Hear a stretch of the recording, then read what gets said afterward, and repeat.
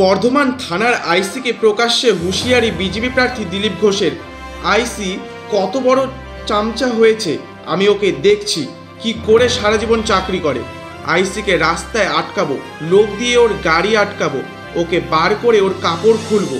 দিলীপ ঘোষকে ও চেনে না, এখনো বাপের জন্মে দেখেনি তো, ভেবেছে বালিচোর গরুচোরগুলোর মতো নেতা ভেবেছে। ওকেই টার্গেট করবো এবারে।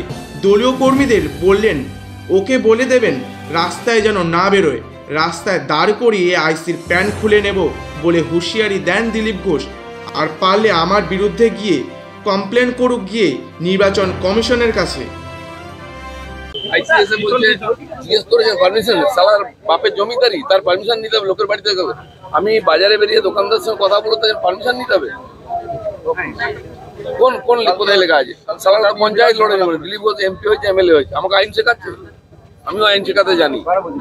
আইসি কত বড় চামচা হয়েছে আমি ওকে দেখছি কি করে সারা জীবন চাকরি করে। আইসিকে রাস্তায় আটকাবো, লোক দিয়ে রাস্তায় বেরোলে ওর গাড়ি আটকাবো, ওকে বার করে কাপড় খুলবো। দিলীপ ঘোষকে চেনে না এখনো, বাপের জন্মে দেখেনি তো, ওই যে চামচা বেলচা বালিচোর গরুচোরগুলোর মতো নেতা ভেবেছি। ওকে টার্গেট করবো আমি আগে, ওকে বলে দেবেন রাস্তায় না বেরোয়। দিলীপ ঘোষ তোর প্যান্ট খুলে নেবে, চোর রাস্তায় দাঁড় করিয়ে, আর পারলে আমার কাছে বিরুদ্ধে কমপ্লেন করবো ইলেকশন কমিশনে। আর তারপরে আমি বলে দিচ্ছি আইসিকে, এই 1 মাস পরে তো ও ভাবছে দিলীপ ঘোষ চলে যাবে, দিলীপ ঘোষ 5 বছর থাকবে, রাস্তায় জুতো পেটা করবে ধরে, আর করেছে, ওকে বলে না। আমি ভদ্র আছি বলে ওরা ভাবছে যা ইচ্ছা করে নেবে।